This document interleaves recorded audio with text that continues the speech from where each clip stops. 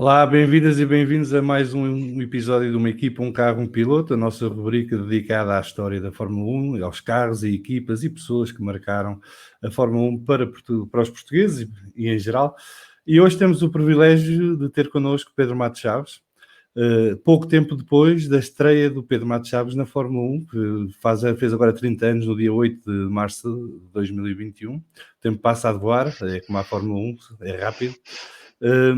E nós lançámos aqui o desafio de trazer o Pedro ao programa para falar connosco sobre essa sua experiência na Fórmula 1, mas também para falar da carreira do Pedro no mundo do desporto automóvel. Comigo tenho o Marcelo Magano e o Vasco Pinheiro, que em conjunto irão fazer aqui uma espécie de massacre ao Pedro, mas o Pedro está preparado e foi avisado. Pedro, em primeiro lugar, muito obrigado por ter aceito o convite para vir aqui ao Vamos Falar de Fórmula e esta rubrica. A minha primeira pergunta, para lançar a conversa, eu li uma entrevista do Pedro ao Jogo em que disse que a Fórmula 1 tinha sido uma desilusão. O Pedro vinha de ganhar o campeonato de Fórmula 3000 de Britânica e assinou pela Coloni. A minha primeira pergunta é, mesmo tendo sido uma desilusão, voltava a fazer a mesma coisa? Voltava, claro que sim. Boa noite e obrigado pelo convite.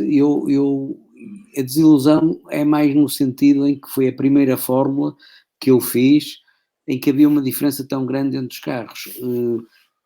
Eu lembro-me que, enfim, um piloto para chegar à Fórmula 1 começa normalmente, pelo menos na minha época, nos karts, onde as corridas são tipo 40 karts no mesmo segundo.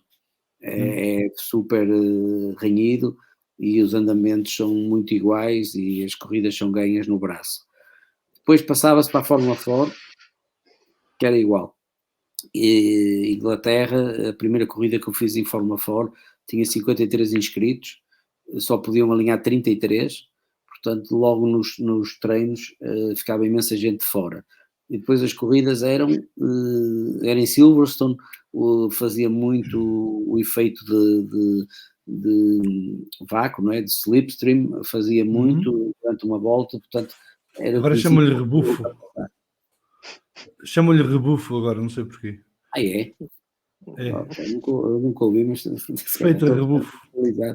Mas pronto, vocês perceberam o que eu queria dizer. Ninguém fugia de ninguém, era sempre andar no vácuo uns dos outros, passar, puma, era super renhido.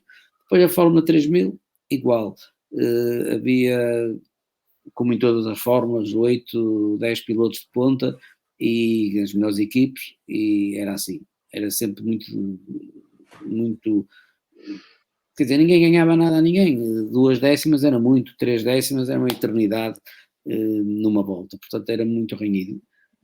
Depois a desilusão vem de, por exemplo, eu fazia os tempos que fazia no Colónia, mas a maior desilusão que eu tive foi num teste da Foca em Imola, estávamos todos a andar ao mesmo tempo, e lembro-me de passar por mim na altura o Nelson Piquet no Benetton, e eu achar ficar numa reta em Imola, na reta da meta, e eu achar que seria impossível estarmos os dois na mesma corrida, quer dizer, era impossível. A diferença era tão grande que eu nunca tinha visto uma diferença em nenhuma categoria que eu tivesse feito em que pudesse ser assim, quer dizer, o carro dele, depois a gente sabia, não é? Quer dizer, depois era uma questão de cair na realidade, o carro dele tinha mais 70 cavalos que o meu, e isso nunca acontecia até chegar à Fórmula 1, não havia nenhuma categoria em que um carro pudesse fazer tanta diferença para outro carro. E daí a minha desilusão é que na Fórmula 1, como se vê hoje, e como ainda é hoje, o fator carro é muito superior ao fator humano. Se o Hamilton amanhã se sentar num aço, se calhar vai ficar lá para trás, no lugar que o aço costuma ficar, enfim, a gente já viu o Russell na Williams, os lugares que faz, e quando teve a oportunidade de sentar no Mercedes, vimos o que é que ele fez. Quer dizer, isso não acontece num Fórmula 3000 ou num Fórmula 4. Se a gente trocarmos para o Fórmula 4, que tem ganho as corridas todas, e que se calhar não é o nosso, nós andamos no quinto ou sexto, e se sentarmos no Fórmula Foco que tem ganho as corridas todas, em quinto, em vez de ficarmos em quinto, ficamos em quarto, não vamos saltar lá para a frente. Há um fator humano que conta muito mais. Fórmula 1 fiquei um bocado desiludido com isso, quer dizer, na altura eu perseguia um sonho, era um sonho de miúdo, não é? Um miúdo do Porto, que gostava de automóveis, que via na televisão a Fórmula 1, que achava o máximo, era uma coisa super distante, mas sonhar não é de borla, não é? Como se costuma dizer. Exatamente. E um tipo sonhava, pá, um dia guiar um carro daqueles, aquilo é que era e tal. E pronto, e o chegar lá, na verdade, foi concretizado um sonho e uma alegria, e fazer o primeiro teste, depois de ganhar a 3.000, apareceu a oportunidade de fazer um teste para a Fórmula 1. Eram situações muito diferentes de agora. É preciso ver que, na altura, entrava pouquíssima gente na Fórmula 1, era um mundo muito fechado, muito menos acessível que agora. O Agora Pedro, está mais bem trilhado o caminho para chegar lá. mas o Pedro também teve azar, porque em 91, com a história da pré-qualificação, levou com a Jordan e com a Dallara, que eram equipas no meio da tabela, e só passavam 4, não era? É exato, nós éramos 8, e dos 8 passavam 4, e nós, a filosofia é que eram os melhores, os piores do ano passado, e Os novos. os piores do ano passado e os novos é que faziam as pré-qualificações, porque a verdade é que nunca houve um ano na Fórmula 1 com tanta gente como naquele ano. A Fórmula 1 naquele ano acabou por ter 34 carros, e surgiu a necessidade de se fazer as pré-qualificações, que era pegar nos últimos do ano passado e pegar nos novos que apareciam. E desses 8 passavam 4 para serem 30 depois no treino mais tarde, Treino no livre, não treino é? livre. E depois dos 30 ficavam 26, só 26 é que faziam o grande prémio. Mas eu Pronto. lembro-me do Pedro, numa entrevista também qualquer que vi, que o Pedro lamentava um bocadinho porque o Colónia, apesar de ser um carro fraco, sentia que aquilo poderia andar mais, não é? Só que não havia dinheiro para desenvolver absolutamente nada, não é? Não, Era um bocadinho. a Fórmula 1 quer dizer, é um mundo de dinheiro, a gente já sabe o que se gasta por aí fora, mas no meu tempo o orçamento da McLaren eram 44 milhões de dólares e o Colónia fazíamos a época com 2 milhões de dólares, portanto não há milagres. E o Colónia não era um mau carro, o Colónia nós estávamos mal. Chegámos a falar com o Bernie Eccleston, mas ele não queria saber das pré-qualificações para nada. Mas talvez vocês não saibam, mas está nos livros, e que não me deixam mentir, nós em Monte Carlo fizemos o 22º tempo dos 34 carros, porque não era tão importante a potência, o carro não era mau, faltavam-nos cavalos, era tudo, faltavam-nos motores, mais nada. Nós em Hockenheim fazíamos 318, já eles faziam 338. Portanto, são diferenças muito grandes. Se vocês virem 20 km por hora, 10 km por hora, é a mesma coisa que vocês irem a pé e um tipo de bicicleta. Se vocês andarem numa rua de 300 metros, quando o tipo da bicicleta chegar lá ao fundo, vocês ainda veem onde é que vão a pé.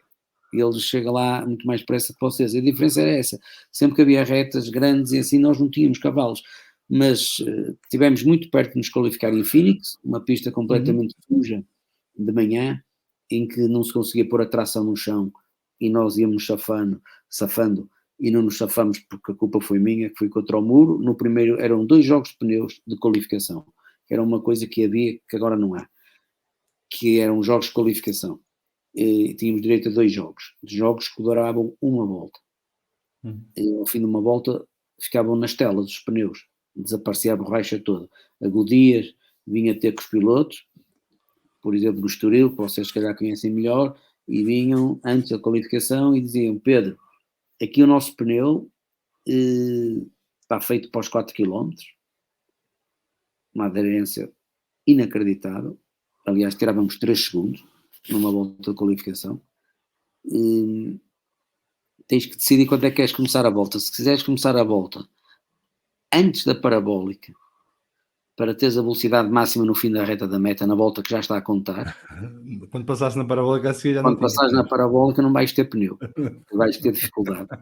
Se quiseres começar a volta na reta da meta, não vais atingir a velocidade máxima que devias atingir lá em baixo, mas vais ter o pneu na última curva do circuito, na parabólica, na entrada do teu tempo, quando fores cortar o tempo. E a gente tinha que decidir, porque o pneu desfazia-se durante a volta, mas agarrava, que era uma coisa brutal. E no primeiro jogo de pneus em Phoenix, estávamos em terceiros, estávamos dentro. No segundo jogo eu bati. Se eu não tenho batido, eu acho que não nos tínhamos qualificado. Depois, uma vez no México, estava a chover e a pista começou a secar, ou seja, estava molhado a pista e parou de chover, já antes da sessão começar, mas a sessão começou com o piso, pneu chuva e piso úmido, e nós estávamos sempre bem dentro. Depois a pista começou a secar e nós caímos para quartos, para quintos, já não sei se ficamos em sextos, mas era um bocado injusta a guerra, porque eram sempre os 4 que passavam, eram sempre os mesmos, e os 4 que ficavam de fora eram sempre os mesmos. De fora ficava eu, o Larini, o Van der Poel e o Olivier Gruyard. Dentro. E vocês marcavam lugares na bancada central depois para verem corridas 4 juntos? Mas era mesmo uma seca, porque a gente achava que podia ter feito melhor e depois não havia nada senão ver os outros. Mas ficava... E era frustrante, depois uma pessoa ficava a fim de semana todo... Era muito frustrante porque o Van der Poel, eu fiz com ele Forma 3000, andei à frente dele, andei atrás dele, tinha a certeza que andava como ele. Sei lá. O Larini é uma boa referência, porque ele depois ainda conseguiu fazer uma carreira. O Hakkinen, que entrou na Fórmula 1. Nesse ano só entrou na Fórmula 1 eu e o Hakkinen. O Hakkinen foi para a Lotus. E estava falida. Só tinha dinheiro, aliás, só tinha dinheiro para um carro, foi o Hakkinen que pagou, foi a Neste, um patrocinador finlandês, do óleo finlandês, do petróleo finlandês. Foram eles que o meteram na Fórmula 1 e pagaram-lhe a época na Lotus, e ele entrou, e o segundo carro não tinha dinheiro nenhum, que era o Julian Bailey. Sim. E mais tarde o Johnny Herbert. Por exemplo, o Colónia andava em muitos circuitos mais depressa que o segundo Lotus. Nós andávamos mais depressa com os 2 Footwork, Porsche, que era o Alboreto e o Alex Caffey. Eu posso tirar aqui a lista de pilotos desse campeonato. Porque esse campeonato teve muito bons pilotos. Por acaso foi um ano... Eu acho foi uma boa colheita. O João, podes ver aí, se calhar estou a meter água.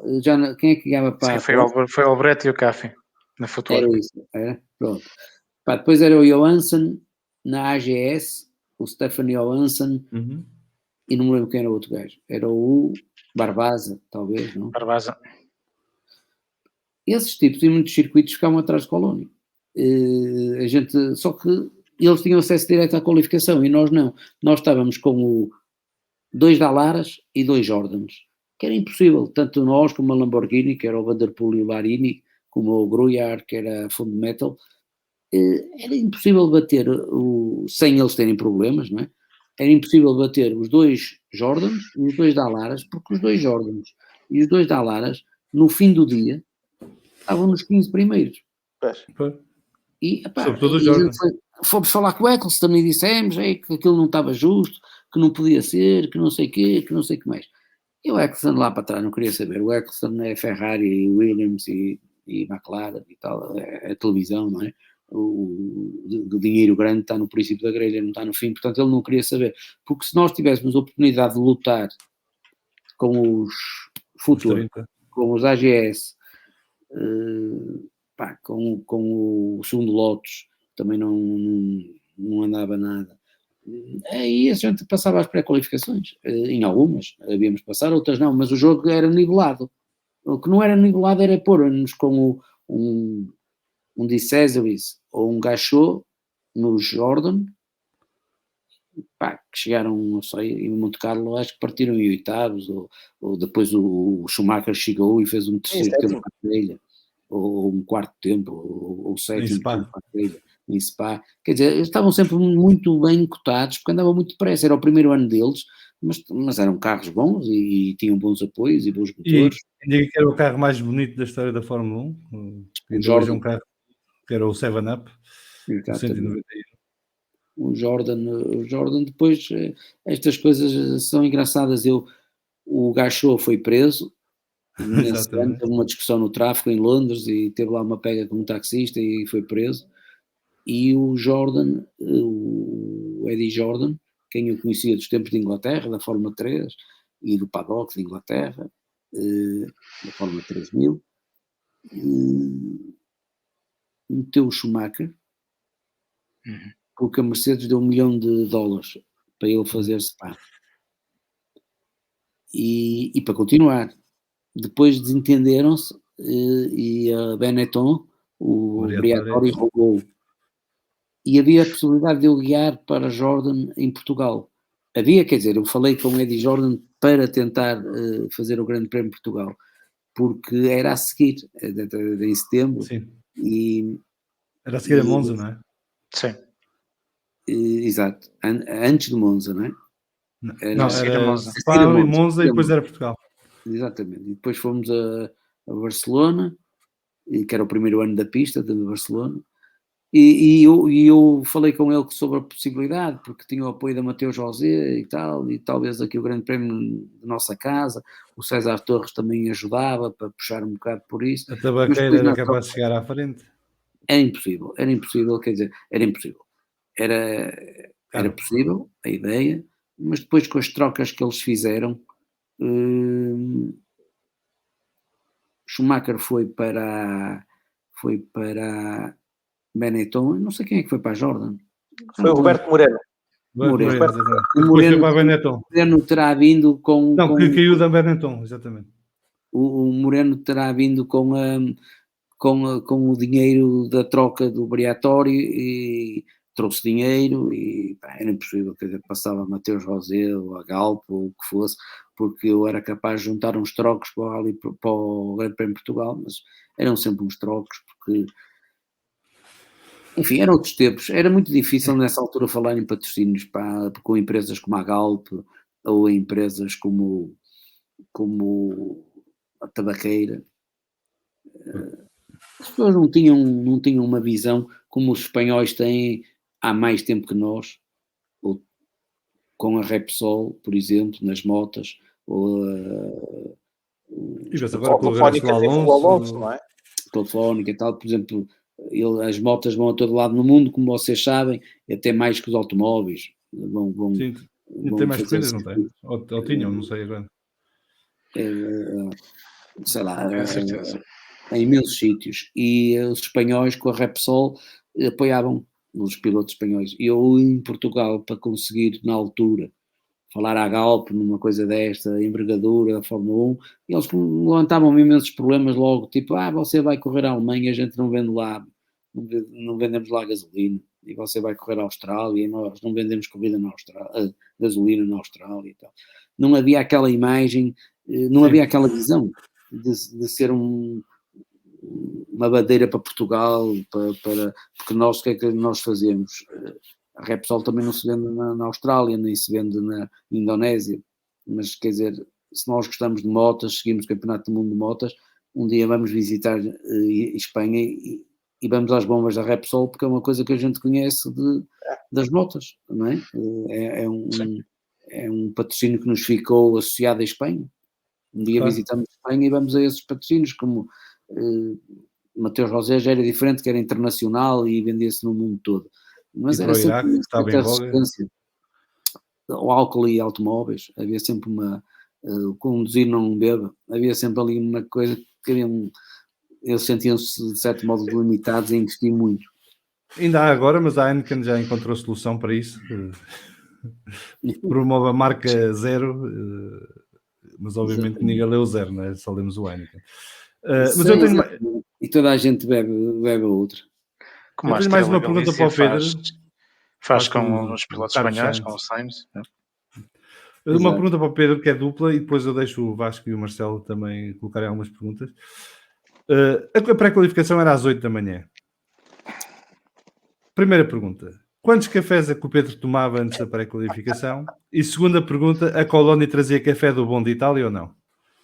Colónia era excelente na cozinha, excelente massa, italianos, não é? Bom catering, boa gente, boa equipe, boa gente, cozinheiros, mecânicos. A equipa era muito alegre e era muito dedicada. Faltava dinheiro ali só. A paixão das corridas era enorme. Eles já vinham de trás com outros carros e, enfim, era uma paixão grande. Levantar cedo não era problema, porque era tanta ansiedade para guiar e para... É divertido, quer dizer, o Fórmula 1 ainda hoje acho que foi um carro divertidíssimo de guiar. Se calhar é o carro mais fantástico que eu guiei, porque de 550 quilos para 640 cavalos, pneus de qualificação, 12.400 rotações na altura, era giro, era um tiro, o carro era um tiro. Muita downforce, naquela altura era muita downforce, as asas de trás eram as prateleiras enormes, o carro curvava muito depressa, então com os pneus de qualificação era brutal. Era o carro errado, quem me dera a mim ter-me sentado num Jordan era mais divertido de certeza e os resultados podiam ser outros, quer dizer, porque ali realmente a desilusão era essa, porque muitos dos pilotos que depois estavam por lá, por exemplo o Wendlinger, que entrou no ano a seguir, o Carl Wendlinger, assim, sempre andei à frente dele na Fórmula 3000. E o Wendlinger roubou-lhe o lugar, não foi? Foi, entre aspas, quer dizer, Na marcha. eu tinha algum apoio, mas o Wendlinger trazia os motores que o Mário Ilan era austríaco e dava os motores para a marcha, e a dificuldade é sempre a mesma. Na altura, como agora, não havia nada português na Fórmula 1. Não havia pneus, não havia carros, chassis, não havia motores, não havia técnicos, não havia nada português. Portugal era um país pequeno, ou é um país pequeno, é um mercado pequeno. Por exemplo, a Marlboro e tudo isso vendia pouco em Portugal, era sempre um mercado pouco interessante.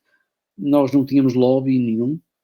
Por exemplo, os ingleses tinham uma facilidade bestial. Eu vivi em Inglaterra naqueles anos que fiz as categorias de promoção, e em Inglaterra está sempre a acontecer qualquer coisa. Nós íamos a Silverstone e estava a andar a McLaren, íamos a Brands Hatch, estava a andar a Williams, estava sempre a acontecer qualquer coisa, e nesses dias de testes a gente entrava nas boxes, falava com eles todos.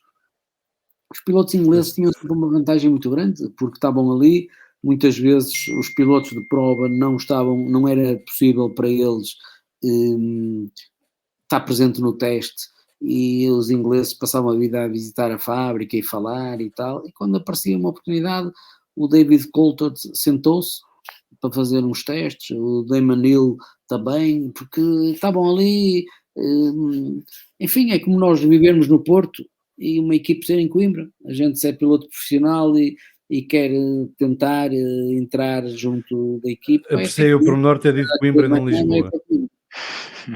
Não é? Sim, mas eu apreciei esse pormenor de dizer Coimbra e não Lisboa. É mais perto. É mais perto. É mais perto. Não, é isto para dizer que ia-se lá tomar um café, não é? A gente não tinha nada que fazer.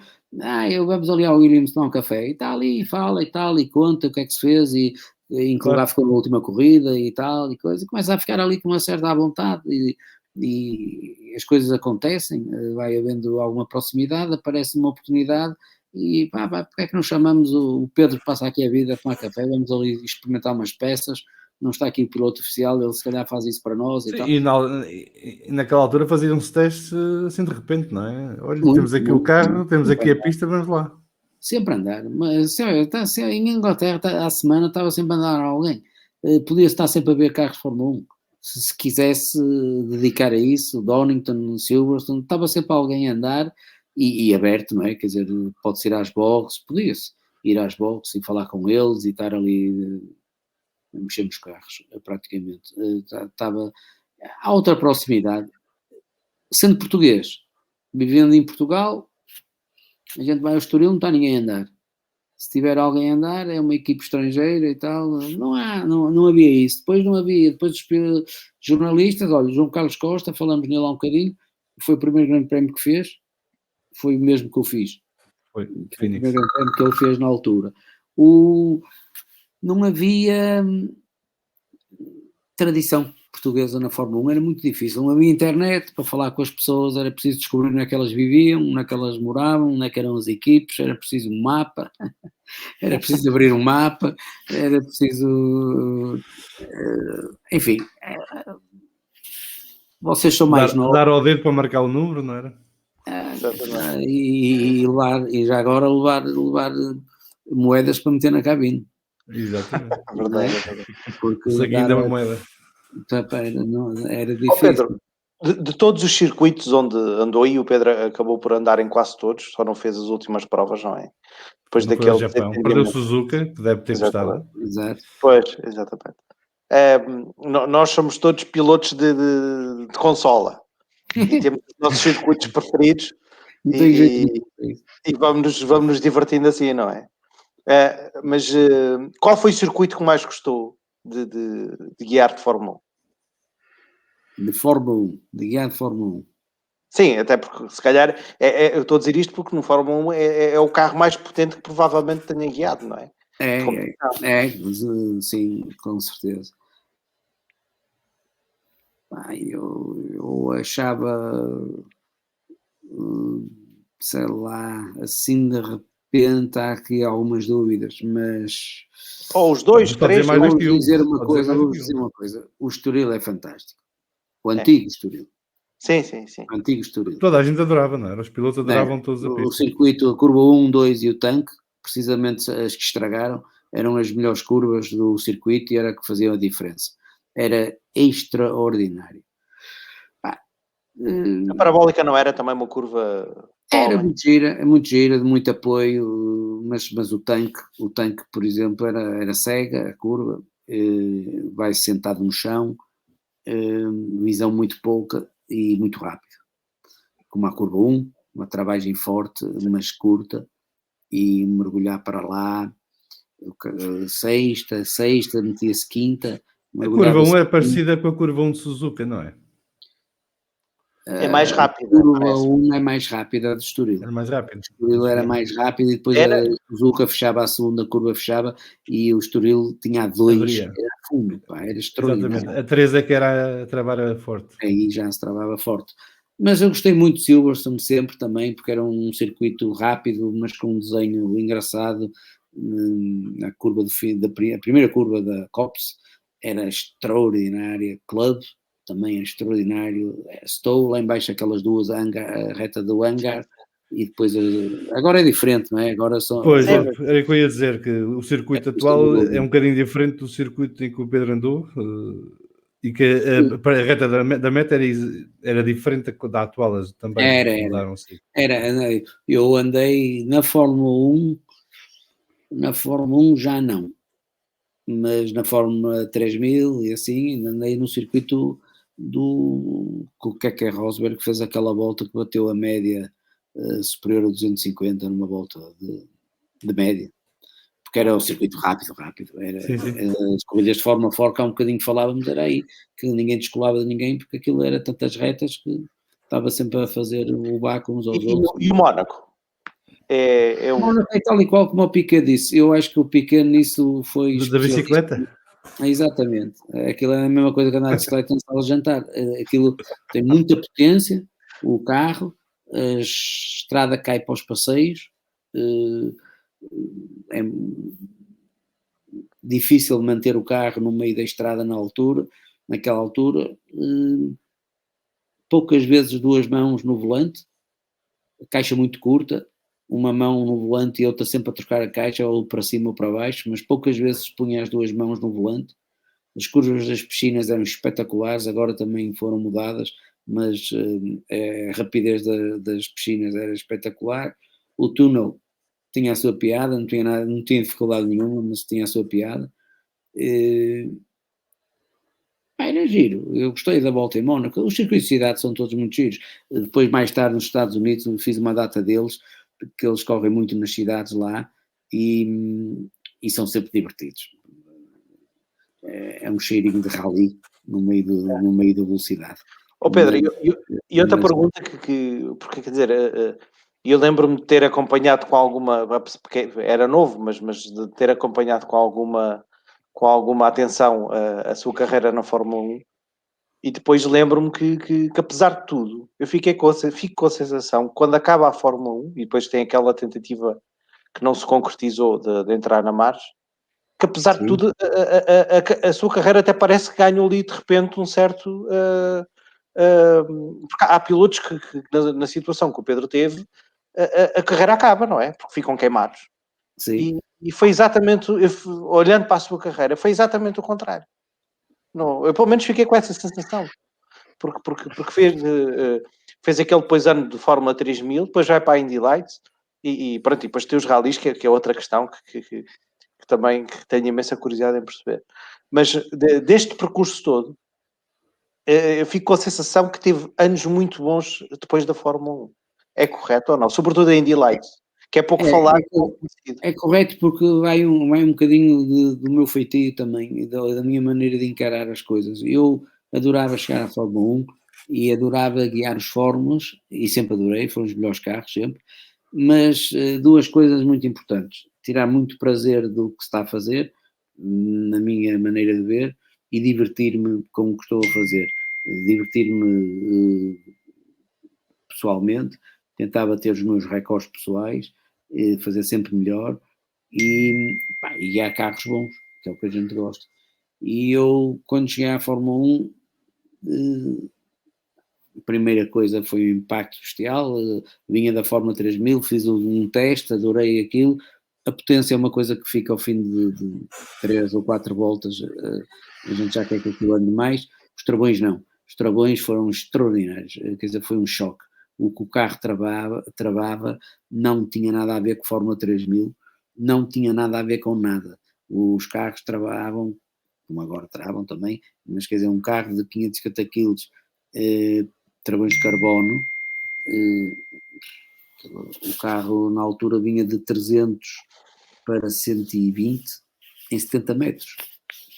O carro, por exemplo, as viseiras dos capacetes, o capacete tem aquele pino aqui onde a viseira tem que entrar.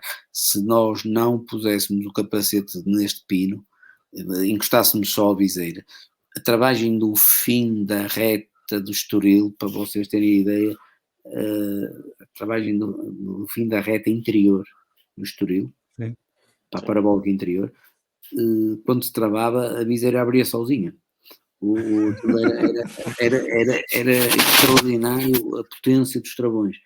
E pronto, nesse aspecto eu cheguei lá, adorei guiar o carro. Depois competição vi que não dava, quer dizer, era impossível. Portanto, no ano anterior tinha estado o Gachot, e o teste que eu fiz bati os tempos do Gachot, por isso o Colónio me abriu a porta, porque ele convidou-me para fazer o teste no Estoril a seguir ao Grande Prémio de 1990. Na segunda-feira a seguir ao Grande Prémio, eles iam para Jerez, lá à fronteira. 8 dias depois era o Grande Prémio de Jerez, e portanto eles só iam para lá na terça-feira e fizeram-me um teste na segunda-feira a seguir ao Grande Prémio. A pista ainda estava toda suja, com borracha do Grande Prémio, e pneus de corrida, a Goodyear não dava pneus de qualificação para treinos privados, e com os pneus de corrida do Gachot eu fiz melhor tempo que o Gachot tinha feito no Grande Prémio. Eles ficaram animados e daí começou a conversa para fazer o lugar, ou para assinar o contrato. Uma felicidade muito grande. Depois, quando assinei o contrato, foi uma coisa fantástica. Depois em Itália, o carro novo, chassi novo, e andamos em Itália, em Magione, antes de irmos para Phoenix, para os Estados Unidos, onde era o primeiro Grande Prémio, impecável. Depois veio a desilusão da competição direta, o nosso carro não era daquela classe, eles andavam realmente mais depressa que nós, os que estavam ali nas pré-qualificações, e era impossível. Pronto. Ok. Não há nada a fazer. Tentei ficar com a Marche no ano a seguir. Portugal não. Portugal, quer dizer, os patrocinadores da altura, por muito E ainda hoje? fossem, não tinham dimensão para aquilo. Para a Fórmula 1 falava-se nos números que, infelizmente, para o nosso mercado era muito difícil. Quer dizer, os patrocinadores na altura, um bom patrocinador na moeda atual dava 200 mil euros.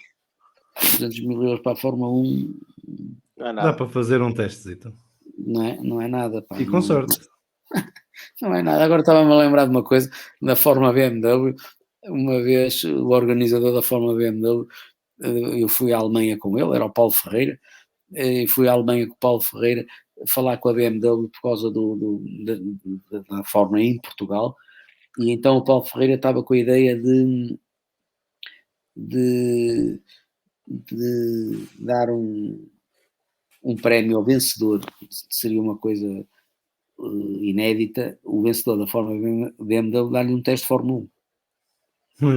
Então o Paulo Ferreira disse, ele falava mal inglês na altura, e disse, Pedro, pergunta-lhe, porque a Williams tinha motores BMW, pergunta aqui a este tipo, que era um tipo da BMW Motorsport, a quem nós estávamos a falar, por causa de umas peças para os carros, não sei o quê.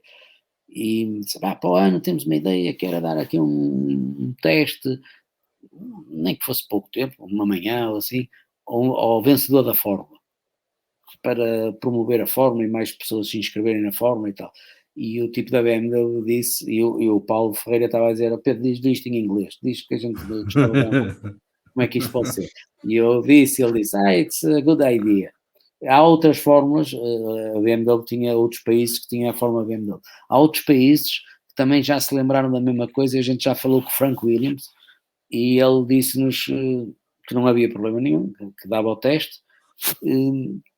Qual era o tamanho do teste que a gente queria? Porque ele dizia que eram $150 mil por volta. Quantas voltas é que a gente queria dar ao piloto que ganhasse a Fórmula? Meia volta? Eu nem conseguia traduzir. Saída box. E eu fiquei meio encravado e disse, ok, Meia meia volta. Sentar na volta. garagem e tirar uma foto. Mas pronto, mas isto depois, quer dizer, isso, para os Estados Unidos foi um mundo diferente, umas corridas novas, carros iguais para todos, iguais mesmo para todos. A Indy Light era já naquele mundo americano, ou seja, motores Buick para todos, chassi Lola para todos, era um Fórmula 3000, era um Indy Light, e corridas no braço, aquilo era tudo igual. Voltamos aos 12º, entre os primeiros lugares e o 7º e o 8º eram 12º, e eu gostei imenso de descobrir a América, primeiro porque... Sobretudo Vancouver, não foi? Foi bom. Mas essa até bateu certo. Já podia ter batido certo em Cleveland, em Toronto, acontecia sempre qualquer coisa, mas houve um ano que realmente era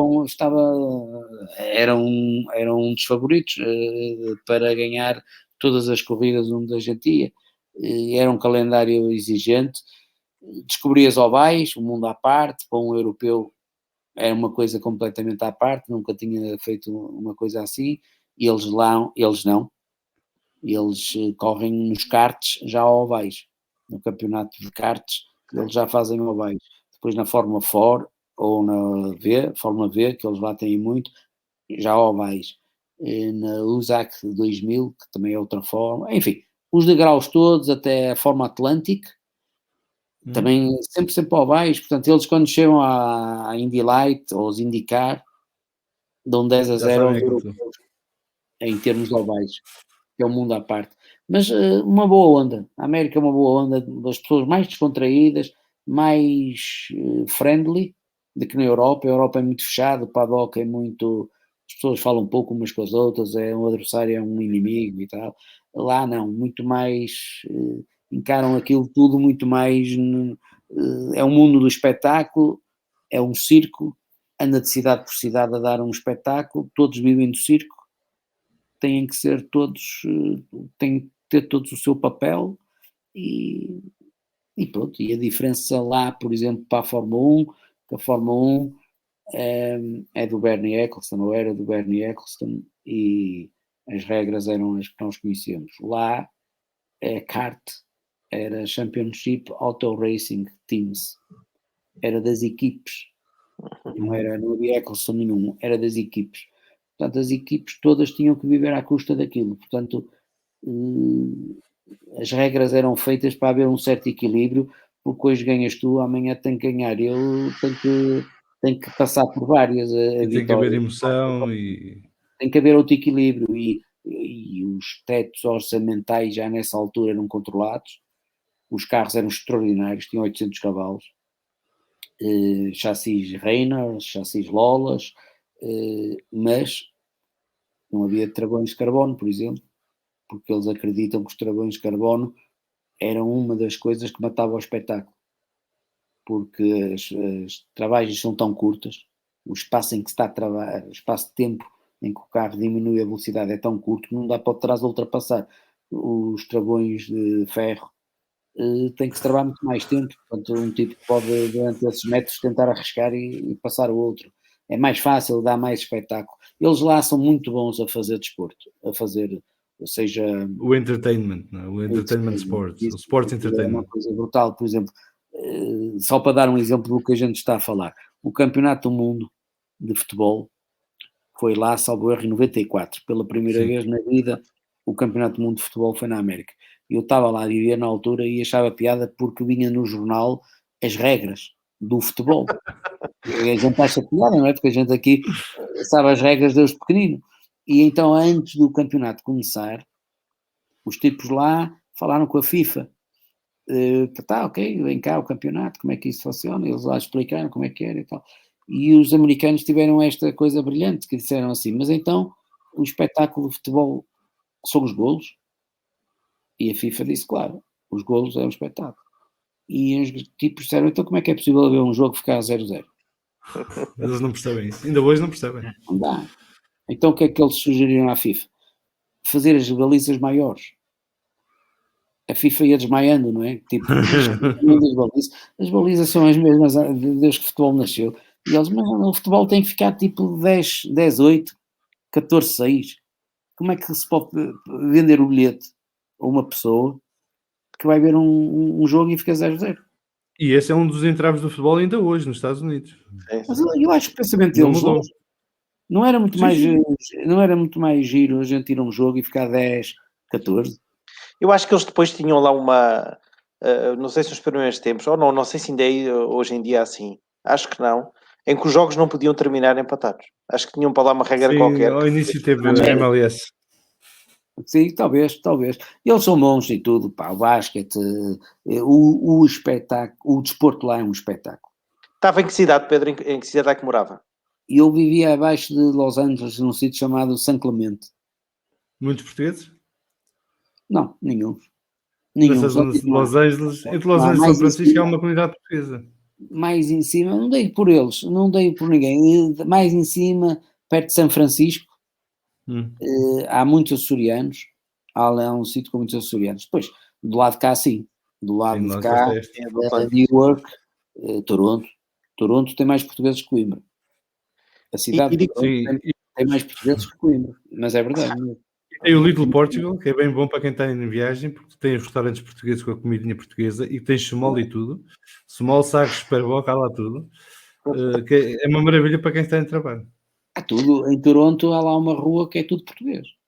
Pastelaria, advogados. É como é no Dundas Street, não é? Acho que é assim que se chama. Dundas Street. Não me lembro, mas fui lá jantar uma vez com Emerson Fittipaldi, que a comunidade portuguesa em Toronto adorava o Emerson Fittipaldi e ele dispunha-se a ir lá todos os anos jantar, vai quarta-feira, antes do Grande Prémio de Toronto, e ele ia, impecável, e eu fui também 2 anos, estava lá, e pronto, havia um português, eles adoravam a comunidade portuguesa, faziam um jantar em que normalmente era o Emerson que ia, já ia lá para aí há 10 anos, ia sempre, era convidado pelos portugueses, ele gostava de ir e ia e tal, e eu fui 2 anos, porque fui os 2 anos por lá passei.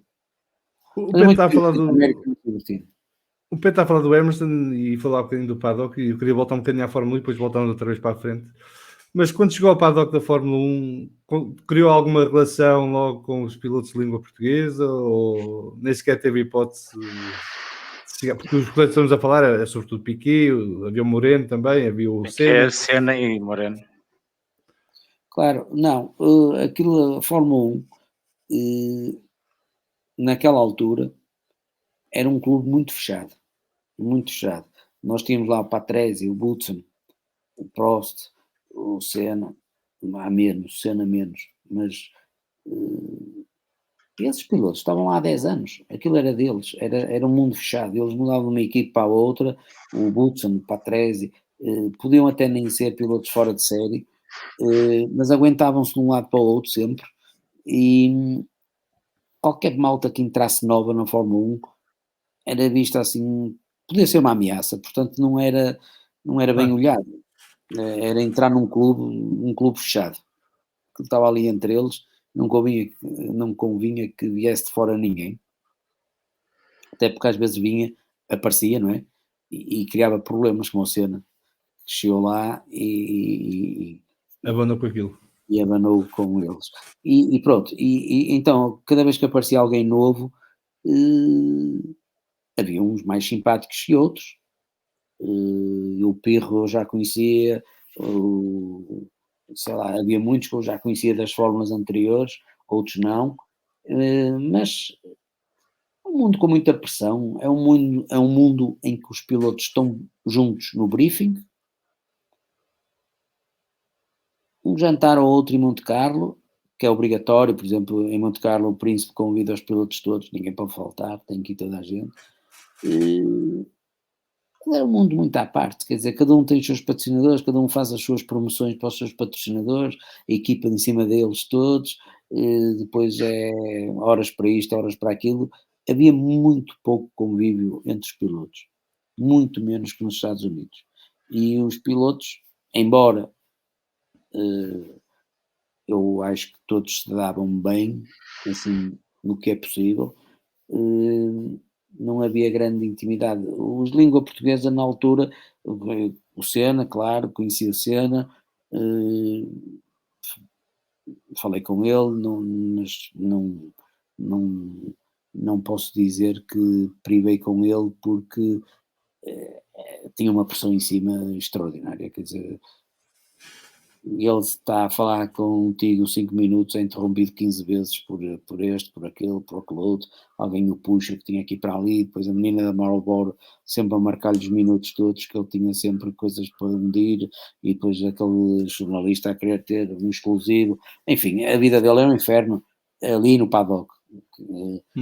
Portanto era um bocado difícil ter, o Roberto já conhecia e super fácil e super simpático, sem problema nenhum. O Maurício Jalmin na altura era mais fechado, mas quer dizer, no fundo o que eu noto é que não havia tempo. Sim. Não havia tempo. É tudo a correr, não é? Na América não, na América é ao contrário, os pilotos estão no paddock e falam uns com os outros e há muitas coisas feitas pelo organizador que nos obriga a estar juntos. E na Fórmula 1 ainda agora deu para ver isso quando seguimos agora a aventura do Alonso na Indy 500, deu para perceber que o mundo da IndyCar é muito diferente do mundo da Fórmula 1 e que há essa abertura e eles são mesmo obrigados a estar com os fãs, não é? Sim, não só a estar juntos, mas a estar com os adeptos o máximo possível e haver esse engagement, que está-me a faltar a palavra em português, mas isso é defeito meu. Compromisso. Sim, o compromisso de estar com os adeptos, de criar uma relação com os adeptos e de dar aos adeptos um momento especial, não é? Não sei se vocês sabem, mas quando chove nos Estados Unidos, nas ovais não há provas. Sim. Então se fica para o primeiro dia útil em que não chova, pode ser segunda, terça, quarta, tem que se ficar lá. A corrida tem que se fazer. E quando está a chover, por exemplo, chove no sábado, não há qualificações. Depois no domingo já está seco, eles metem a qualificação de manhã e corre-se à tarde. Por exemplo, no sábado está a chover. Não há provas, a pista está fechada. ninguém vai para os hotéis, ninguém. Fica lá Fica tudo. toda a gente num circuito, todos os pilotos, com uma mesinha, a dar autógrafos, a falar com os fãs, mas a gente via lá, pá, não sei se vocês têm ideia da dimensão da fama do Mario Andretti. Sim, é um Sim, gigante. O Mario Ainda Andretti hoje? nos Estados Unidos é uma coisa... É uma Pá, lenda. o Mario Andretti chegava à pista às 10 da manhã porque havia treinos às 11, estava a chover, não saía da pista antes das 6 da tarde. Mas não saía, era obrigatório ficar em contacto com os fãs, porque os fãs tinham comprado o bilhete, não havia espetáculo, pá, tinham o direito pelo menos de estar ali a tirar fotografias e falar com eles. E, pá, é impossível na América a gente, qualquer um de nós 4, dizer ao Mario Andretti, só what's happening? E o gajo não responder, não parar e não falar um minuto contigo. É impensável. O Paul Tracy fazia muito à Europa, sempre com pressa. Saía da motorhome e tinha que ir a correr para o carro, e saía do carro e tinha que ir a correr para a motorhome. Houve um fã de Penske, da Marlboro, na altura, Penske, que escreveu ao Roger Penske a dizer que o Tracy parece que estava sempre com pressa. A partir dali, pá, o Tracy estava sempre no paddock a falar com toda a gente. Tinha tempo para toda a gente. Andava de bicicleta, correr de um lado para o outro, andava a pé, do caminhão para o Fórmula, do Fórmula para o caminhão, parava a falar com as pessoas, de um dia para o outro. Pedro, deixa-me só fazer uma última pergunta de Fórmula 1, e foi porque o Pedro falou no briefing, e teve em pelo menos 13 briefings, não foi? Foi os 13 grandes prémios que teve. Assistiu a algum episódio caricato que possa contar agora? Foi-me logo à cabeça um brilhante, que é uma rivalidade total entre o Prost e o Senna, mas de um se sentar à frente e outro atrás, 4 filas de intervalo e pá, uma guerra, como a gente sabe, aquele mecânico, agora escapa-me o nome, o Joe Ramírez. Joe Ramírez. O Senna sempre que parava só perguntava pelo Prost.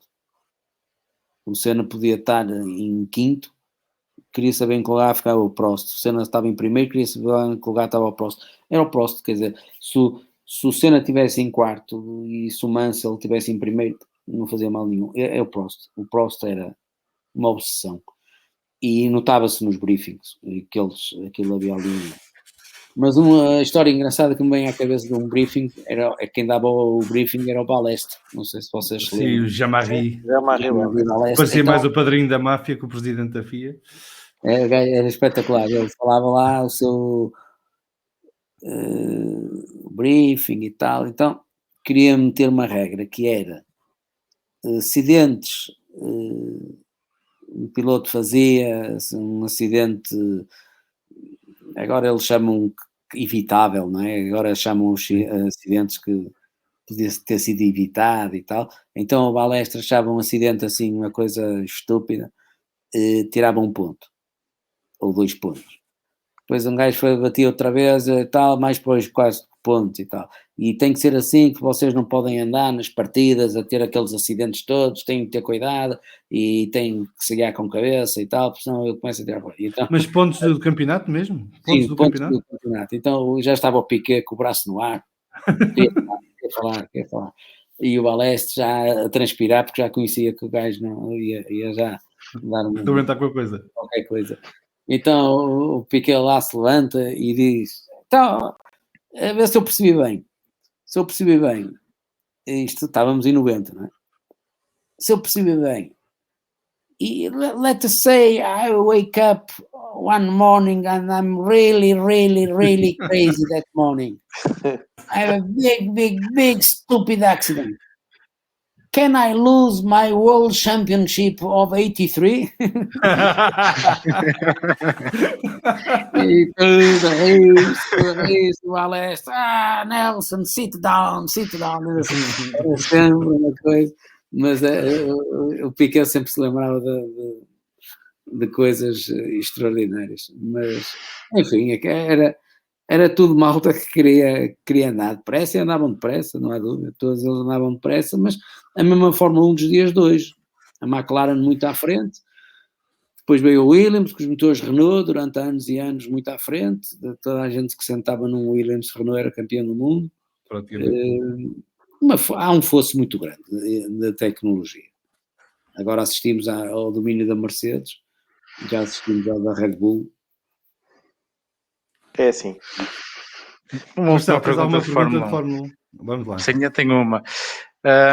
Sobre o Murray Walker, como perdemos o Murray Walker recentemente, algum episódio caricato que possa contar com ele? Não, eu vi-o muito mais nas fórmulas inferiores, na Fórmula 3000, até na Fórmula 4, no festival da Fórmula 4, que é uma corrida também daquelas que vale a pena ir ver, vocês gostam de corridas.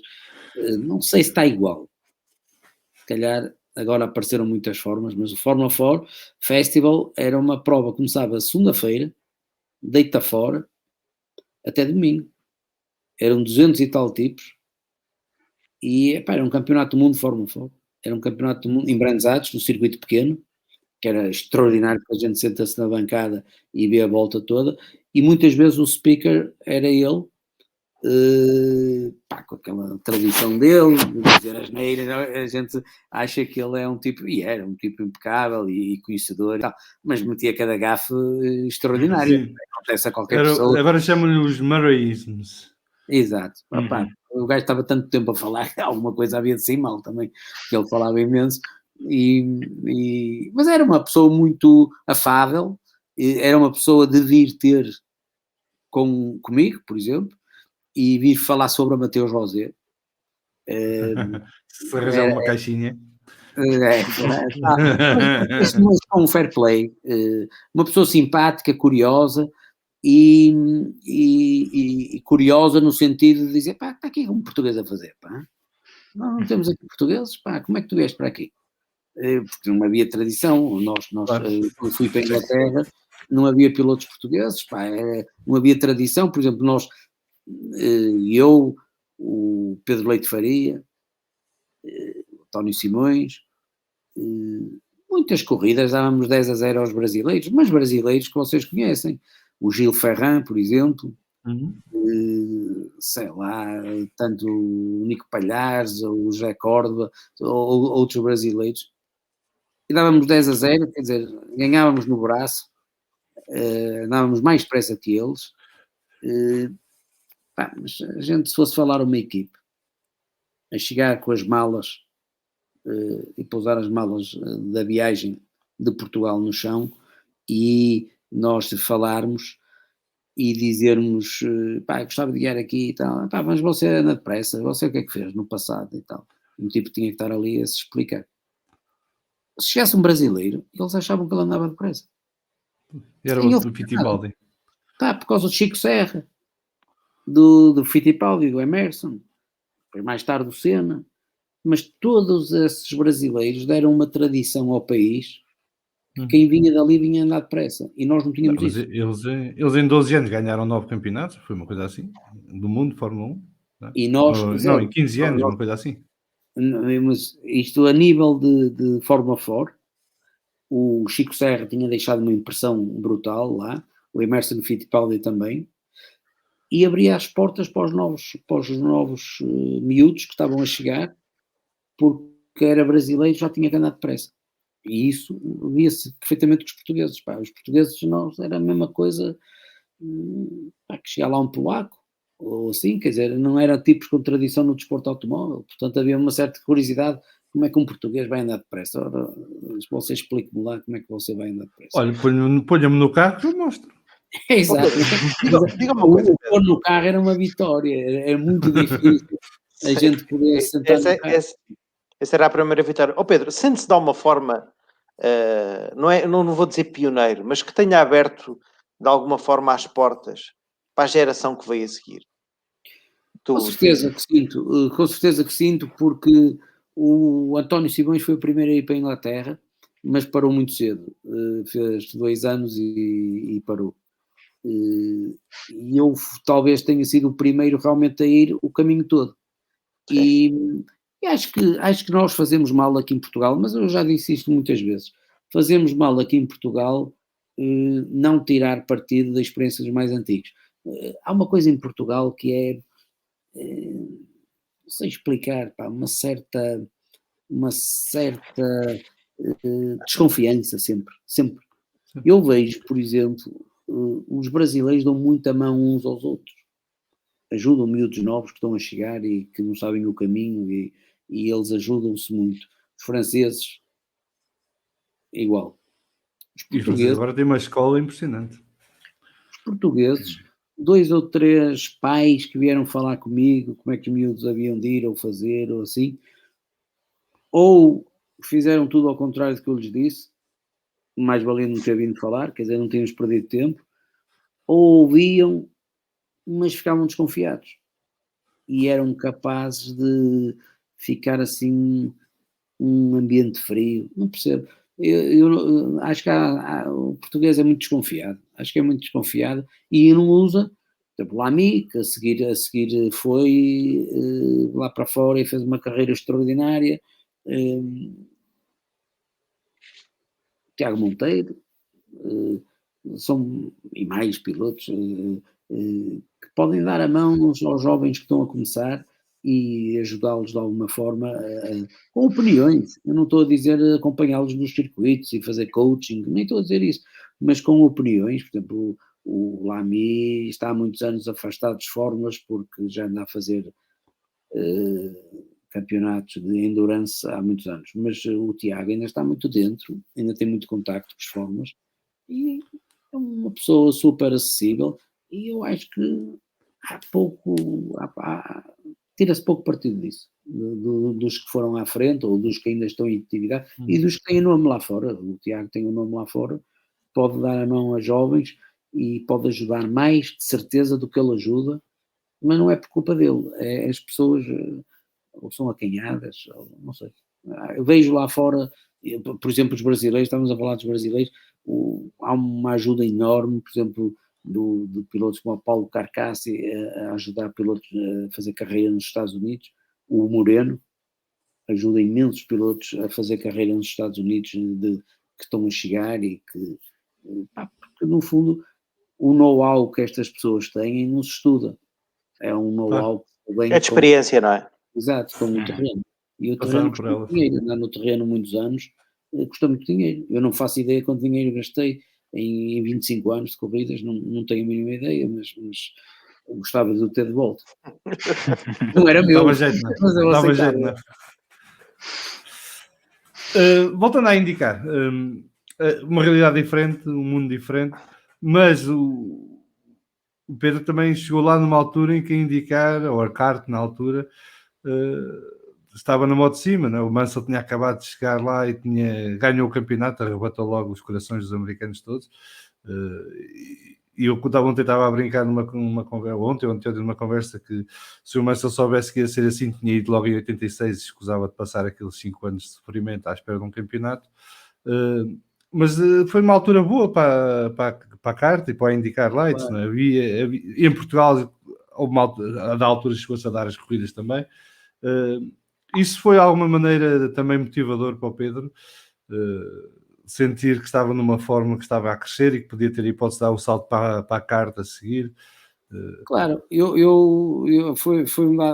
calhou, foi curioso, eu corri na 3000 o ano em que ganhei, a equipa era de Nigel Mansell e conhecemos-nos e ele estava aqui no Algarve, na Pine Cliff, era diretor, salvo erro, do clube de golfe, ou presidente. Pois, tinha que ser do golfe. Do Pine Cliff, e ele depois foi para lá nos Estados Unidos no mesmo ano que eu, e falava muito na altura com ele. Ele estava a ter a experiência dele, eu estava a ter a minha, era o mesmo ano, e de facto as corridas eram extraordinárias, não só porque nos Estados Unidos tem muita gente a ver, corridas com muitíssima gente a ver, já nem falo nas 500 milhas de Indianápolis, que é a maior corrida do mundo e é o maior evento desportivo do mundo de um dia só, maior que 500 milhas só os Jogos Olímpicos. Mas são 180 mil pessoas, não é? Ao vivo. Quantas? 180 mil. que aquilo leva? 500 mil? 500 mil. O aval? Sim. Deve ser caramente, ok. Impressionante. É meio milhão de pessoas. Meio milhão de pessoas, vocês para terem ideia, a corrida é ao meio-dia, os mecânicos entram na pista às 3 da manhã. Porque aquilo é rios de pessoas a andar por avenidas, a oval está dentro da cidade, foi engolida pela cidade, e é do outro mundo. Aquilo é a maior corrida do mundo. É realmente uma coisa fora de série. Mas o campeonato inteiro tem corridas como Toronto, Vancouver, Detroit, Los Angeles, Long Beach. São corridas com milhares de espectadores e é um espetáculo muito giro. E o que é que aconteceu? O Senna morreu em 94 e os brasileiros deixaram de ir para a Fórmula 1. Começaram a vir todos para a América, porque para eles correr na América do Norte é muito melhor que correr na Europa. A América do Sul, a América do Norte é tudo América. Estão muito mais perto. Mesmo a zona horária. Como? Mesmo a zona horária também. Exato, mas é mesmo isso. Ajuda muito. Porque eles estavam imensos pilotos brasileiros. O que é que aconteceu?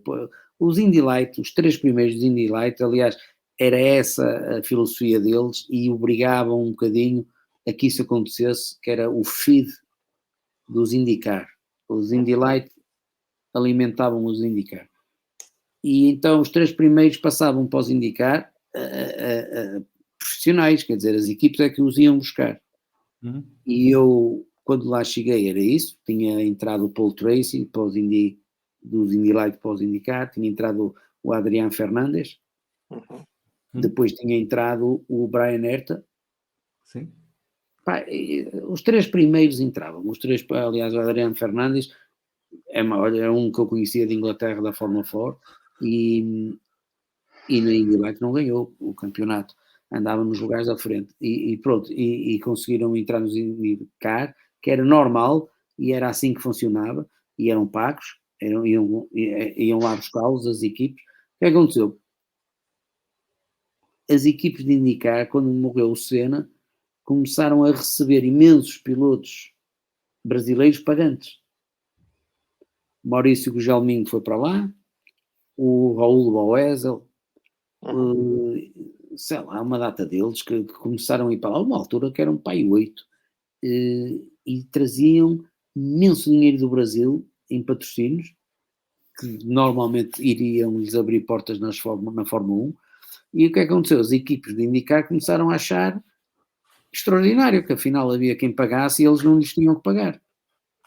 Os Indy Light deixaram de servir como alimentar os IndyCar.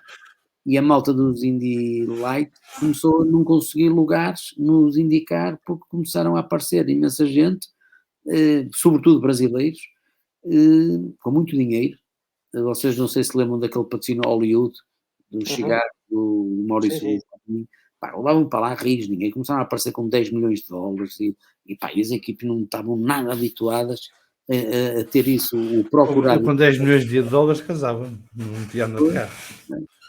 E eles era uma tarefa deles procurar dinheiro para fazer a época e começaram a achar extraordinário que havia pilotos que traziam e mudou um bocado o paradigma de entrar dos Indy Light para lá e para nós era impossível, quer dizer, para nós concorrer, se aqui na Europa já era difícil arranjar dinheiro, lá para lá era impossível porque não havia portugueses lá, tipo empresas com interesses na América suficientemente grandes. Há aquele senhor dos supermercados na costa leste, português, que tem uma cadeia de supermercados gigante. É? Podia falar com ele. Já na altura. Não descobri. Mas havia também o problema de fuso horário, que as corridas era cá de noite, quando eu estava lá a correr. Era difícil para um português conseguir. Não nos indicar, porque mudou a situação. De outra modo, podia ter batido certo. Se fosse uma prova de mérito, não é? Se tivesse continuado a ser um percurso de mérito. Se fosse assim, mas a vida é o que é e a gente. As coisas são assim. Às vezes o que parece uma tristeza, eu vim-me embora, estive lá 3 anos e vim fazer super turismos para a Espanha com o Theo Martin, num BMW, Campeonato Espanhol, achei que era uma chatice, porque eu gostava Que era de contraste. Fórmula, Que contraste. um carro 1000 kg, nunca tinha guiado um carro com 1000 kg, 1000 kg, 300 cavalos, tal, outra coisa muito bem, chateado e tal. E eu tinha corrido, sobretudo no primeiro ano, com o Greg Moore, que era um miúdo na altura, e depois ele ganhou o campeonato, ele era canadiano, com o patrocínio da Players, e ganhou o campeonato em 95, entrou nos IndyCar e andava bestialmente, e morreu em Fontana, na Oval Grande, e a gente às vezes tem que pensar que, pá, olha, não deu IndyCar, se calhar é aquela cena de que Deus escreve direito por... É verdade. E não está é? cá. Espanha é porreiro, não é? Vale a pena. É assim, Bem, calminho. as corridas eram giras, pá, eu gostei imenso, eu vinha um bocado contrariado e desconfiado. Assim, carros com tejadilho e tal, não era bem. Mas depois as corridas eram muito giras, pá, e o campeonato espanhol tinha, pá, 8 carros de fábrica. Eram os 2 Audis, que eram o Jordi Gené e o Juan Vinhas. Eram os Nissan, que era o Pérez Sala e o Vanderpool. Espera, chala. Eram os Alfas, que era o Giovanardi e o... não me lembro, o Paulo Del Piane. Acho que eram os dois Alfas. E os Opel, que eram o Nia Mourinho e o Luís Villamil. Eram os 2 Opel de fábrica. E eu estava com a BMW. Umas corridas bestiais, diverti-me imenso. Bons circuitos antigos, Jerez, Jarama, circuitos no braço, aqueles circuitos ainda com a barreira à beira da pista, sem gigantes, daquelas agora modernas. Coisas antigas, boas, e Barcelona, e sei lá, Albacete, Calafate, circuitos giros. Gostei imenso de correr lá. E o carro afinal era giro. E a comida era boa, o clima era porreiro. A comida era boa, já não era preciso fazer tanta ginástica, que eu sempre fui preguiçoso. Já não era preciso fazer tanta ginástica, pá, quase nenhuma. Embora não tinha direção assistida. E o BMW, eu já não me lembro, à frente, atrás tinha 6 graus e tal de camber. Mas à frente também tinha um pai 3. Aquilo era a direção, a gente saía das boxes, eles não punham tinham direção assistida, mas não punham. Pesava 3 quilos e eles achavam que não. Era melhor, Pedro, vais para o ginásio e a gente poupa 3 quilos. Só que às vezes a gente saía das boxes, virava a direção e achava que tinha partido qualquer coisa, aquilo era duro. Mas era divertido essas corridas, eram porreiras. Havia muita chapa, pimba, muito toque, mas muito. E fiquei em segundo no campeonato. Ganhamos umas provas, ganhamos aqui no Estoril. Vinha só Estoril, já não me esquecia. Vinha só Estoril e corremos pelo tanque. Ainda em 96. Ainda fizemos o tanque na corrida do Super Turismo Espanhol. Foi o último ano, não foi? Antes de mudarem a pista. Pá, não me lembro. Acho que foi em 97 que fizeram as obras, não foi?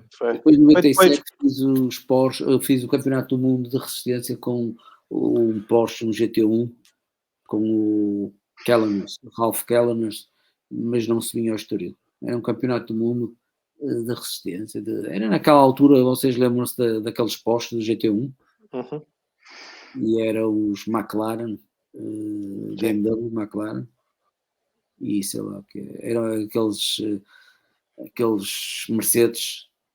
Sim, o CLK, não é? Exatamente. E o Nannini, voltou o Nannini, que tinha ficado sem o braço, no e helicóptero. depois voltou a guiar e tal. Eram esses carros, e depois, 98, entrei nos ralis, mundo à parte. E como é que se dá essa entrada nos ralis? Exatamente. Pá, dá-se contra a minha vontade, é até sempre contra a minha vontade. É sempre contra a minha vontade, pá, eu não tenho mão na minha vida, pá, não tenho mão. Pá, Super Turismos, há coisas engraçadíssimas. Indy Light, a malta passava para os indicar, deixou-se de passar quando eu apareci. Vim para os Super Turismos, existia desde 92 para aí, fiz um ano ótimo, fiquei em segundo, ganhamos algumas 4, 6 corridas, não me lembro, impecável. No ano a seguir acabou. era uma coisa que já tinha assinado contrato com o Theo Martin para o ano a seguir, íamos fazer outro ano e um carro melhor, e a BMW de fábrica estava mais a dar apoio à Espanha, porque a Espanha é um mercado muito grande e eles tinham interesse, íamos redobrar o apoio para o campeonato, portanto íamos com outras esperanças. Acabou o campeonato. A Federação zangou-se com as marcas por causa do dinheiro da televisão, a TVE deixou de dar, não sei o quê, zangaram-se todos, acabou. Entrei assim à última hora, já depois de Le Mans, entrei no Campeonato do Mundo de Resistência. Não gostei. Pá, ali carros, depois o Ralph Kellner gostava do carro a fugir de frente, eu não gostava do carro a fugir de frente, estava numa equipe Porsche, alemã, eu não falava alemão, o Kellner era alemão, falava alemão, dava a volta aos tipos, punha o carro sempre como ele queria, e eu nunca guiei o carro, depois de um tipo estar uma hora a guiar o carro que não está feito para nós, é um frete. A gente tem que guiar aquilo a fugir de frente, eu não gostava, mas não... É a tal história do prazer e da diversão, não é? Pá, era uma coisa, depois ele era mais alto que eu, também não dava jeito nenhum na condução, de maneira que eu tinha que ir com uma almofada para estar bem, depois a almofada saía do sítio durante o turno e eu acabava por ter que me deitar um bocado no banco, pá, e não gostava como estava, pá, detestei.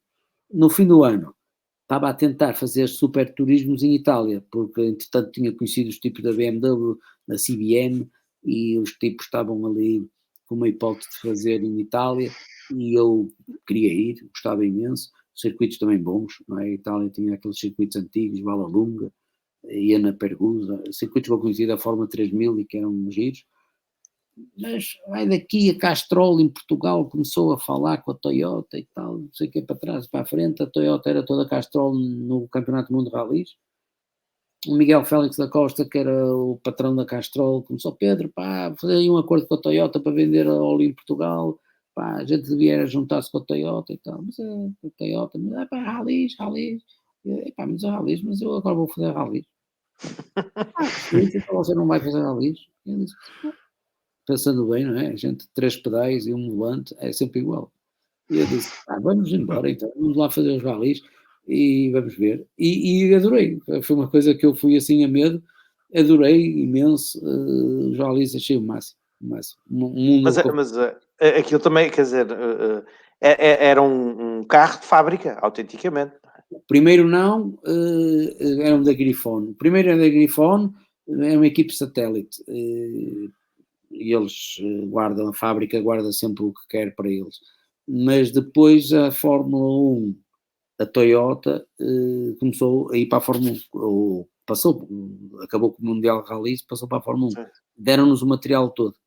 Portanto, ficamos com tudo de fábrica. Aí em 99, portanto, 98 não, 99 mais ou menos, que eles começaram a libertar umas peças e o carro no fim já estava muito bom. 2000 e 2001, carros de fábrica, impecáveis, carros super. E diga uma coisa, e aí não houve a tentação de querer, ou de existir a possibilidade de fazer rallies internacionalmente? Porque ganhou quantos campeonatos de Portugal? Dois. Fiz 4, ganhei 2, mas não havia hipótese de ir lá fora. Fui lá fora fazer testes com a TTE, porque eles queriam desenvolver o carro ainda com peças que tinham lá, porque estavam sempre a trabalhar muito à frente, e quando apareceu o corte do Mundial de Rallys e passar tudo para a Fórmula 1, havia peças por experimentar, que estavam lá já feitas, muitas delas, curiosamente, mandadas fazer pelo Sainz. O Sainz mandava fazer 40 peças, o Oriol mandava fazer uma, porque o Sainz pensava 24 por dia. Agora não está a ouvir? Fez aqui um bocadinho de interferência. Já passou. Desculpa.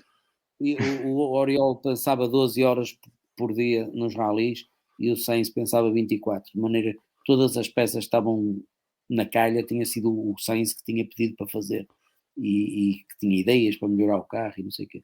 E eu fui lá fora fazer alguns testes, 3, salvo eu, com a TTE, sempre em asfalto, porque eles achavam que eu dava um bom feedback em asfalto, talvez por ter sido piloto de circuitos, e foi o contacto que tive mais perto com eles.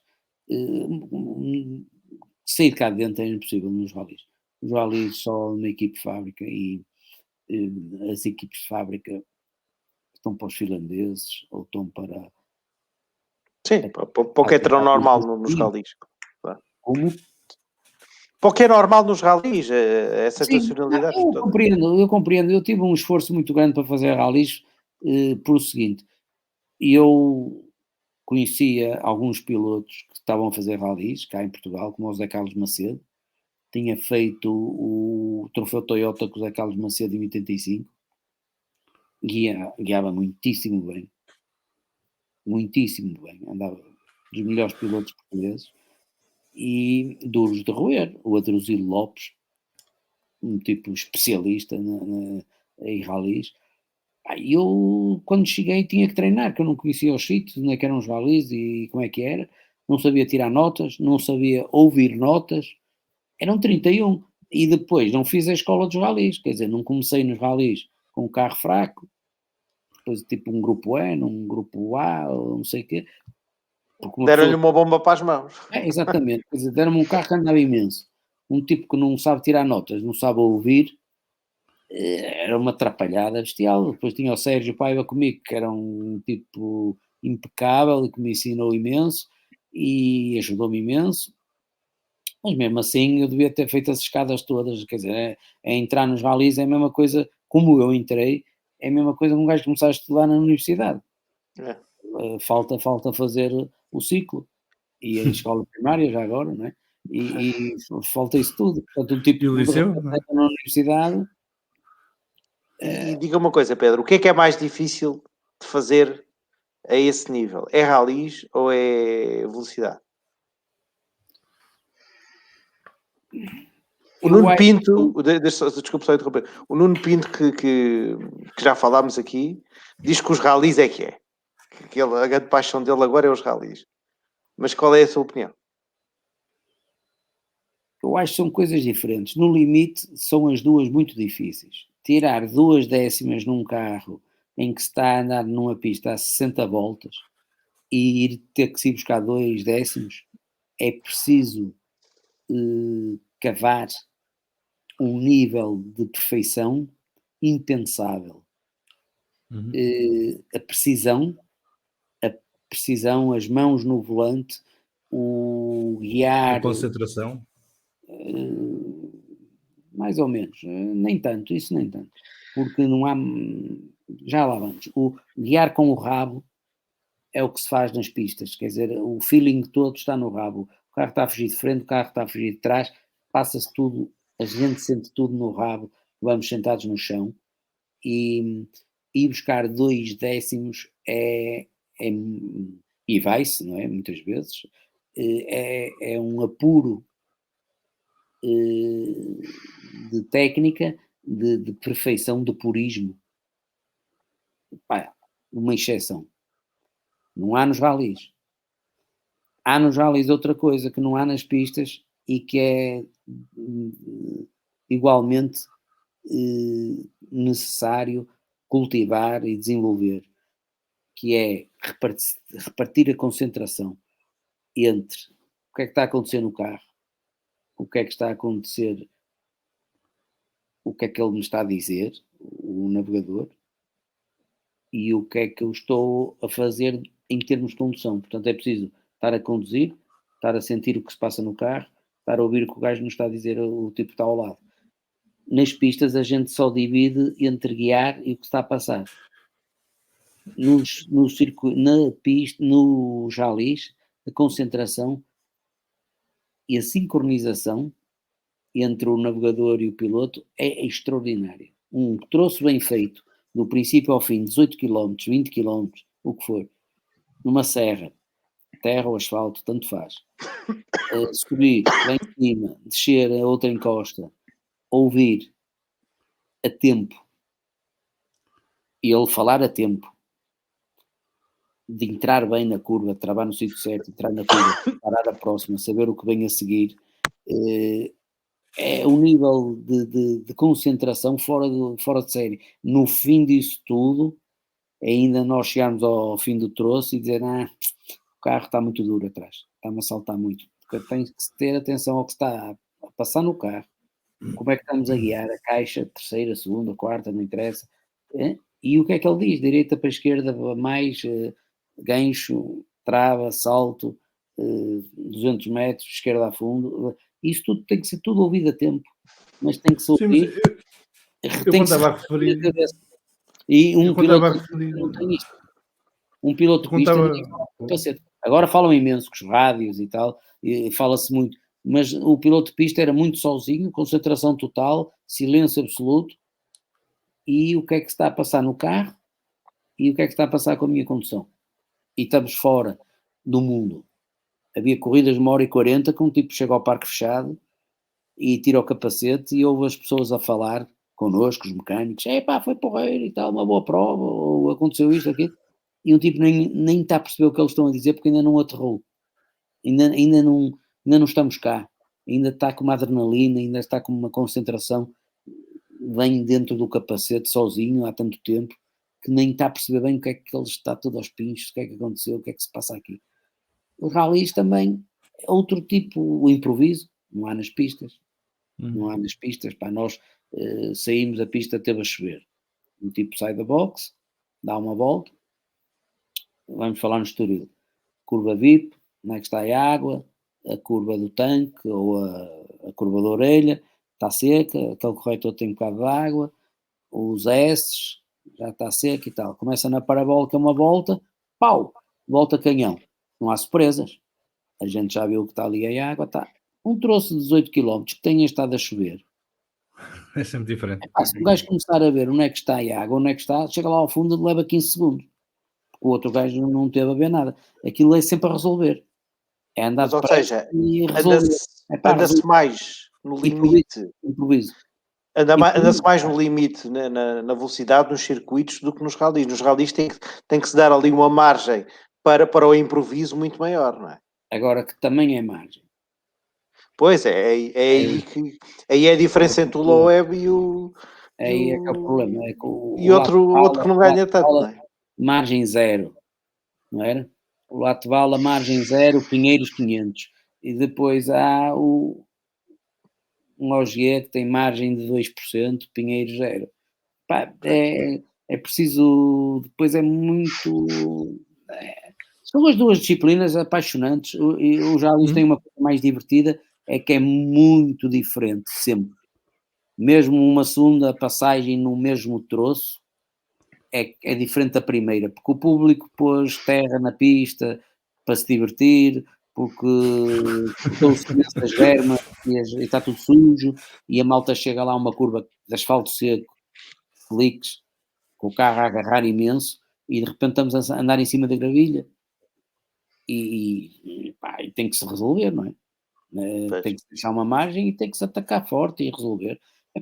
Os rallies são apaixonantes e desenvolves outras qualidades na condução que não desenvolvias nos circuitos. Eu quando cheguei aos rallies nunca tinha puxado um travão de mão.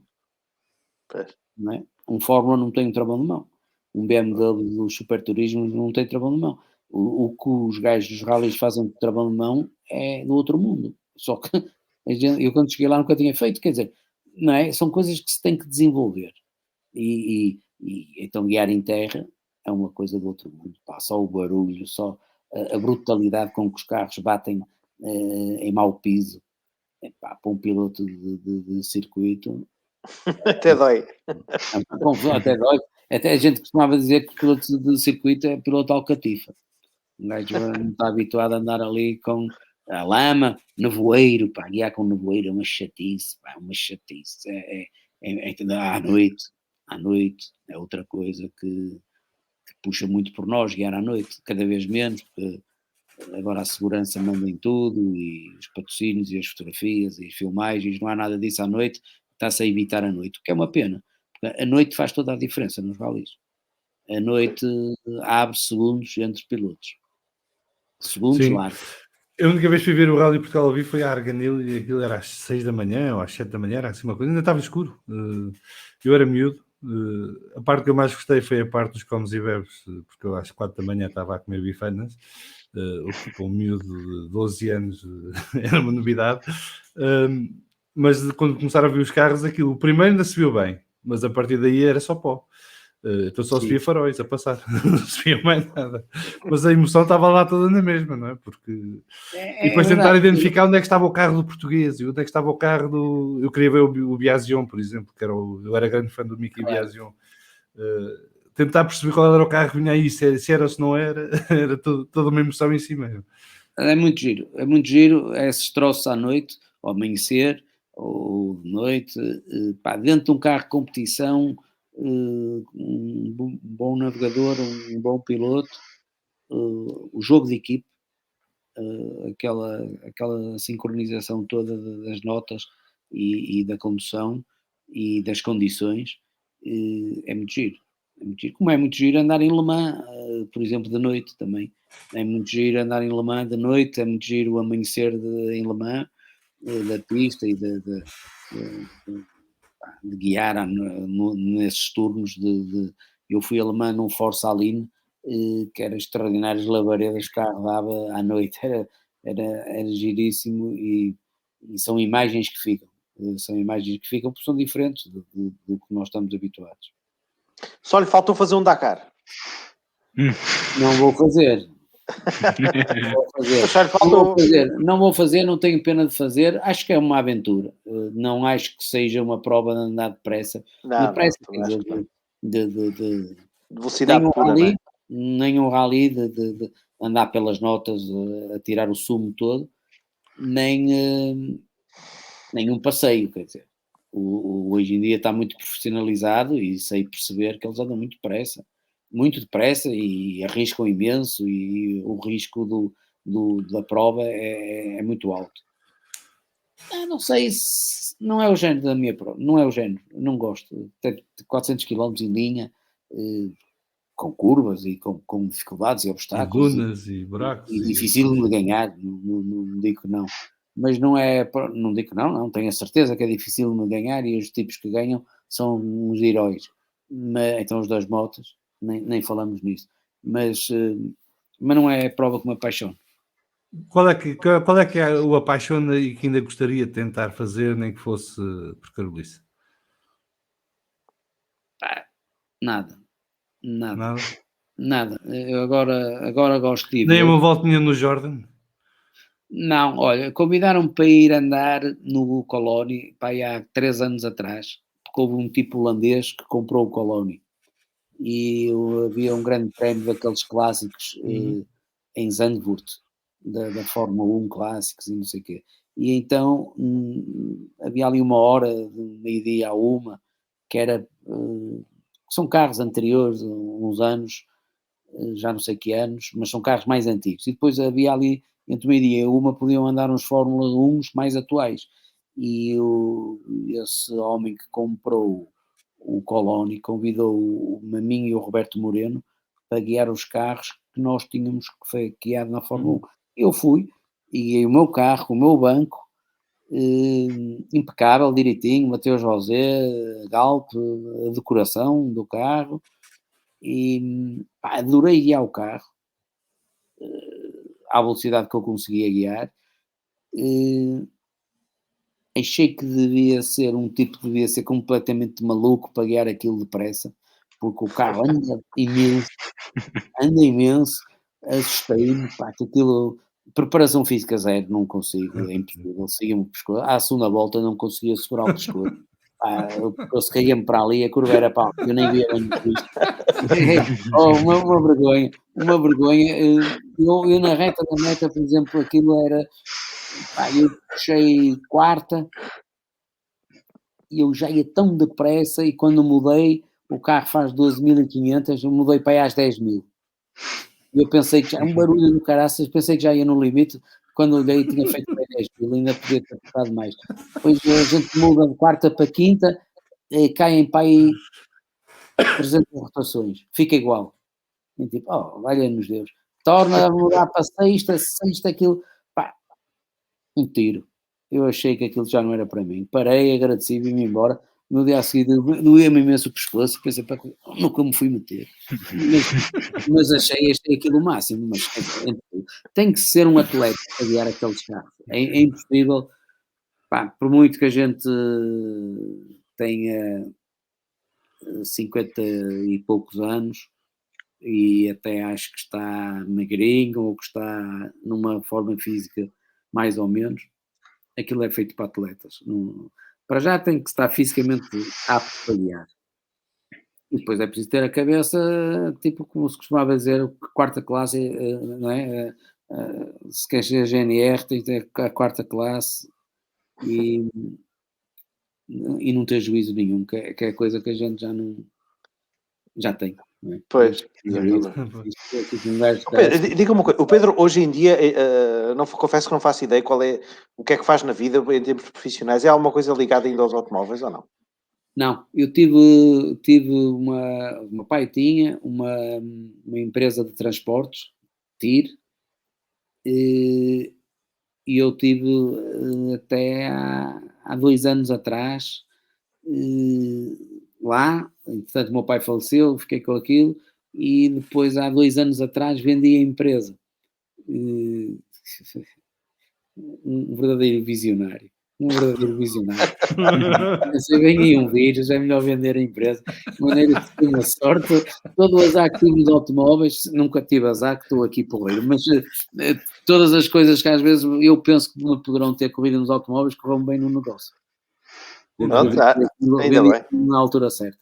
Entretanto, hoje em dia estou ligado ao alojamento local, que é uma atividade maravilhosa, porque estamos fechados há 1 ano. Olha, eu também estou não dá trabalho nenhum, não é? Eu também estou nesse setor e é uma desgraça franciscana, portanto. Mas o objetivo é que não dá trabalho nenhum agora. Para lembrar aquelas coisas tipo do super turismo espanhóis, que eu cheguei lá e acabou, que os indianos cheguei lá e acabou.